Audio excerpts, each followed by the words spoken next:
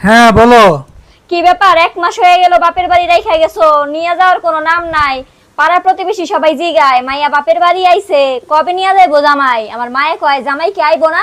আমার বান্ধবীরা জীবনে বাপের বাড়ি যায় 1 সপ্তাহের বেশি থাকে নাই। হ্যাঁ, তুমি কবে আইবা আমার নিতে? উত্তর দাও। উত্তর দিব।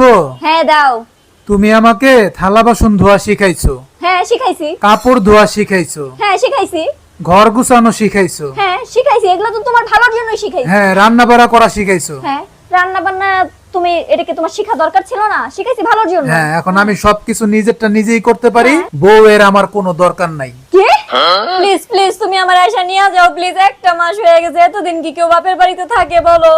আয়শা নিয়ে যাও না, কাপড় ধুবো আমি, ঘর মুছবো আমি, সবকিছু আমি করবো। অফিস থেকে আয়শা কি এইসব কাজ তোমার করা লাগে? কও, এইসব আমি করবো, প্লিজ নিয়ে যাও না আমারে। এখন আর নাটক করে লাভ নাই, এখন আমি সব পারি, বললাম তো আমার আর বউয়ের দরকার নাই, তুমি তোমার বাপের বাড়ি থাকো, আমার আর কোনো ফোন দিয়ে ডিস্টার্ব করো না। শোনো না প্লিজ, তারপরেও তো ঘরে একটা বউ লাগে। আমারে আর তাই না? ফোন দিও না, রাখি, আল্লাহ হাফেজ।